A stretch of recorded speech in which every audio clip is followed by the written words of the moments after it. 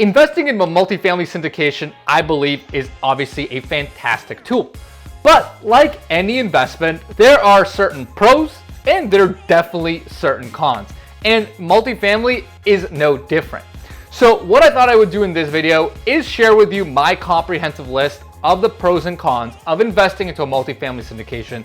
That way you can really understand and make the best investment decision for yourself. So with that, let's get at it.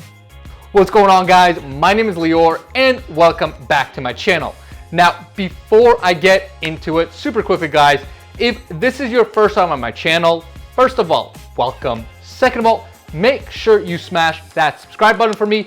I'm putting out daily content on this channel talking about everything multifamily, raising funds, operations, construction, syndication, financing. So, if you're looking to talk about anything in multifamily, make sure you subscribe to the channel.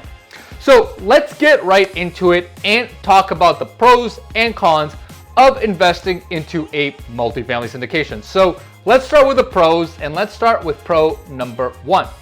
And pro number one is creating cash flow and an additional income stream. Now, if you've seen my other videos, you know that I think this is a great benefit, but not necessarily the main key wealth driver. So, the reason why I think it's a great benefit is, I think having an extra income stream is always a great idea.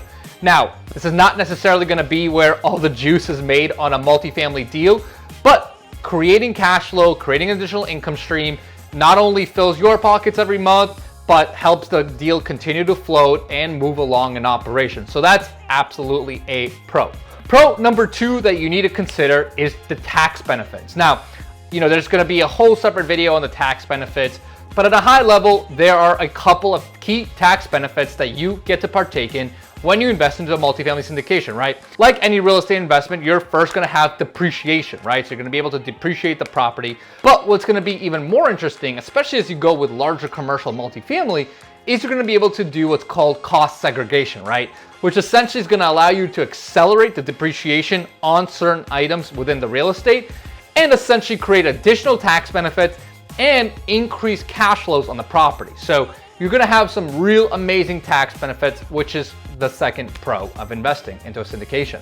Number three pro is the stability and capital preservation, right? So what I mean by that is, you probably have, if you're an investor, I'm sure you probably have some part of your portfolio in stocks, bonds. Maybe you're still buying crypto in 2022. Hey, it could be a great play. But, if you're going to invest into multifamily, it's going to be a very stable investment for you, right?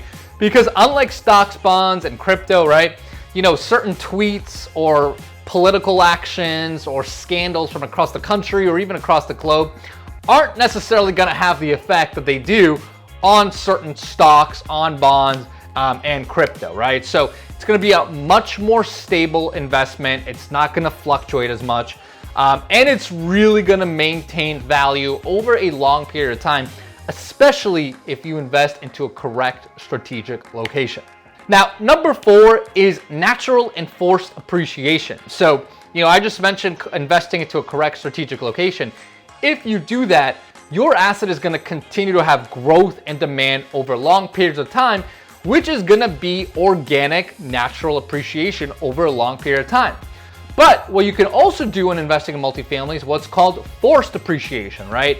And basically, if you buy an asset where you can go in and do either some sort of renovations, layout changes, exterior maintenance, right? Basically improve the operations or the likability of a property, you're going to be able to actually force the value up through your improvements by driving up revenues and ultimately improving the value of the property.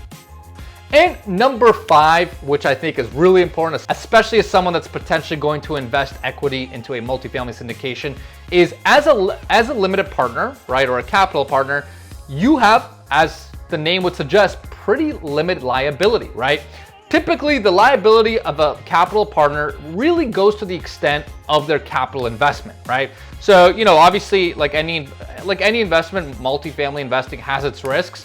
And in a worst case situation, typically as a limited partner, your risk is really limited to the amount you solely invested.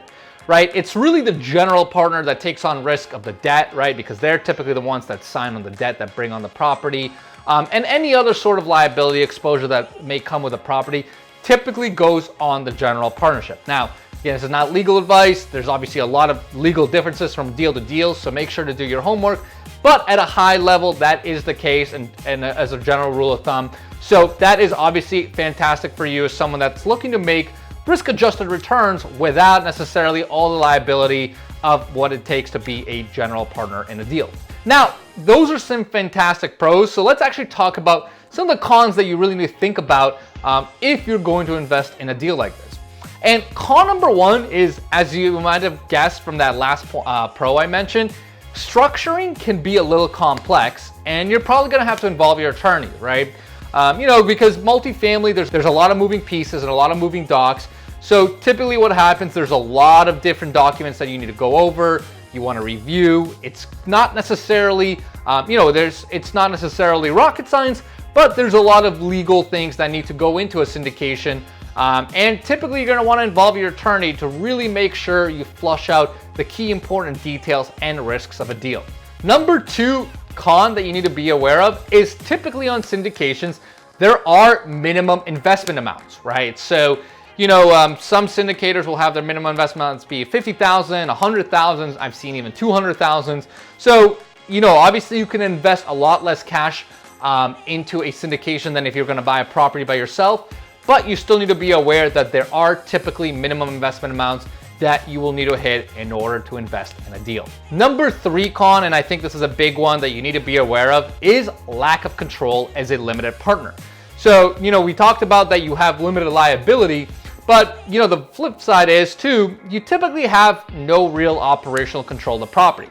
So that's why you really want to make sure you do your homework and due diligence about who you invest with, because the general partner, right, whoever's running the deal, is typically the one with full operational control of the deal, right? So if you're someone that needs to be in control or doesn't really trust the general partner, this may not necessarily be the right strategy for you, right? So you need to work with someone that you trust with, that can make the decisions and act in the best accordance for the deal and for all the investors involved in the transaction.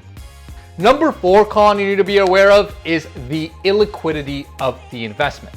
And this is also a big one, right? Because when you invest into a syndication, it's typically a 3 to 5 year period hold of the asset.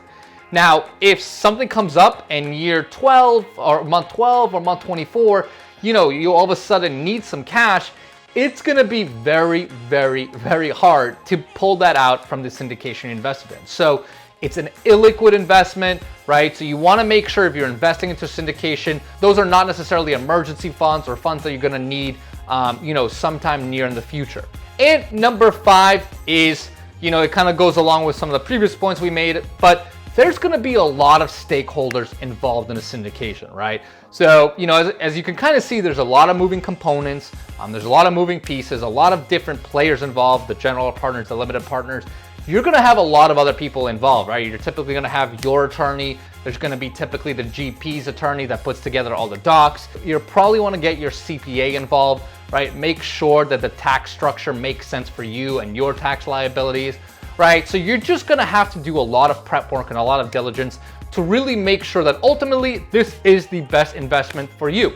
So even though it's a con, it ultimately will be in your favor, right? Because you want to make sure from your attorneys, your tax advisors, your other financial advisors, if you have them, that making this investment is the correct move for you and your portfolio and your goals. So hopefully that helps, guys. Hopefully that really shines light on some of the key pros and cons of what you need to think about if you're going to invest into a multifamily syndication. Of course, if you have any questions, make sure you put them in the comments below.